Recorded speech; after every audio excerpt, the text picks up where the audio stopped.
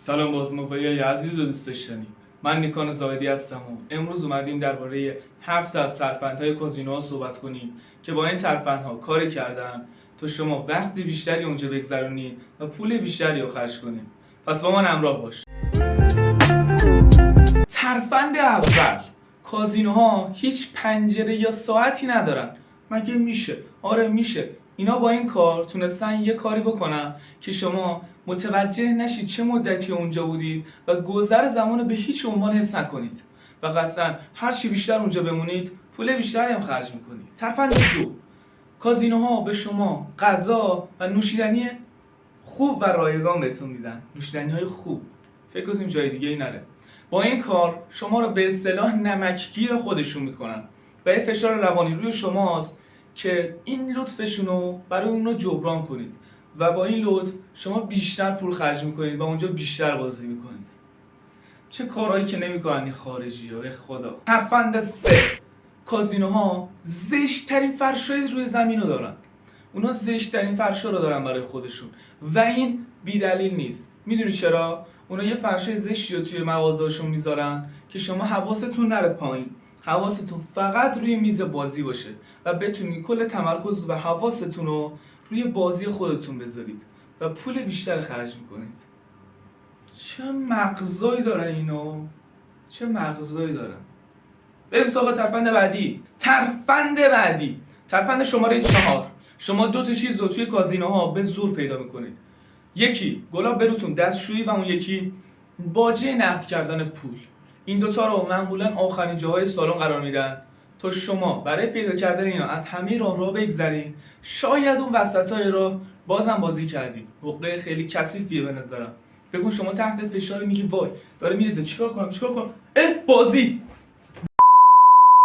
از دستشویی یارو هم برای پول درآوردن استفاده میکنن.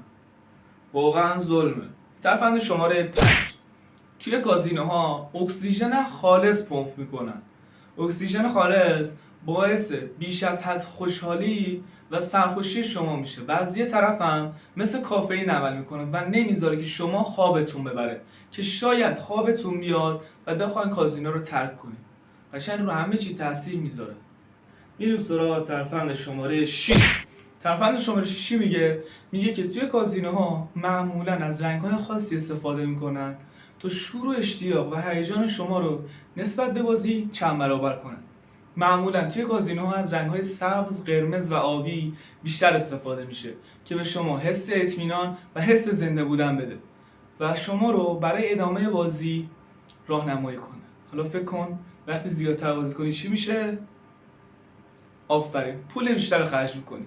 چقدر ترفندهای جالب باحالی دیدیم. رسیدیم به آخرین ترفند شماره 7. شما هر چقدر توی کازینوها بگردین هیچ آینه‌ای رو پیدا نمی‌کنید. چرا؟ چون که آینه ها بازتاب کننده شما هستن و شما اگه توی آینه نگاه کنید خستگی خودتون رو می‌بینید و از کازینو میرید بیرون که برید خونه و استراحت کنید. برای همین اونا آینه اونجا نمیذارن تا شما باعث نشه که برید خونه‌تون رو دیگه اونجا بازی نکنید. حالا بعضیا میگن که اینا از جادوی سیاه استفاده جادوی سیاه بابا ایناش همش الکیه، بذارش کنار جادوی سیاه. میدونی چرا؟